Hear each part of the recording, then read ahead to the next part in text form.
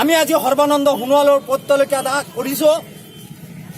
আমাৰ যি বিজেপি চৰকাৰে জাতি মাটি ভেটি ৰক্ষাৰ কথা কৈ শাসনৰ গতি দখল কৰাৰ পিছতে তেওঁলোকে বিশেষকৈ এটাৰ পিছত এটাকৈ অসমীয়া জাতি ধ্বংস কৰাৰ কাৰণে তেওঁলোকে বিভিন্ন ষড়যন্ত্ৰ আৰম্ভ কৰিছে।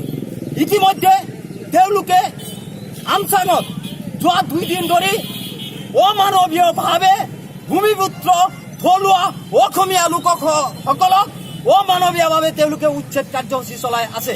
আমি এই উচ্ছেদ কাৰ্যসূচীক আমি তীব্ৰভাৱে গৰিহণা প্ৰকাশ কৰিছো। আমি স্পষ্টভাৱে ক'ব বিচাৰিছো যে এই মানুহখিনিক পুনৰ সংস্থাপন নিদিয়ালৈকে তেওঁলোকে উচ্ছেদ কাৰ্যসূচী বন্ধ ৰাখক। আমি ইতিমধ্যে গম পাইছো যে আমচাঙত তেওঁলোকে নিৰীহ থলুৱা লোকসকলক উচ্ছেদ কৰিছে। তেওঁলোকে কৈছে যে এইটো বন বিভাগ হয়।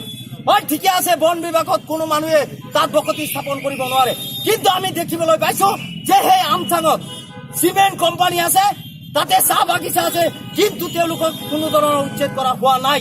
গতিকে আমি অসমীয়া ৰাইজে ইতিমধ্যে বুজি উঠিছে, থলুৱা লোকসকলে বুজি উঠিছে, ভূমিপুত্ৰসকলে বুজি উঠিছে যে এই বিজেপি চৰকাৰ কোনো পধ্যেই অসমীয়াৰ চৰকাৰ নহয়, থলুৱা লোকসকলৰ চৰকাৰ নহয়, খিলঞ্জীয়া জনসাধাৰণৰ চৰকাৰ নহয়। এই চৰকাৰ হৈছে পুঁজিপতিৰ চৰকাৰ। গতিকে আমি স্পষ্টভাৱে ক'ব বিচাৰিছো যে সৰ্বানন্দ সোণোৱাল, যদি তোমাৰ সৎ সাহস আছে তেনেহ'লে তুমি পুঁজিপতিৰ হৈ দালালি নকৰি সাধাৰণ জনগণৰ পক্ষত তুমি থিয় দিয়া, সাধাৰণ জনগণৰ হৈ কাম কৰা। আমাৰ সেই উচ্ছেদ কাৰ্যসূচীত আমাৰ কৃষক নেতা বেদান্ত লস্কৰ, ধৈৰ্য কোঁৱৰ আৰু গোপী শইকীয়া তেওঁলোকে চাব গৈছিলে।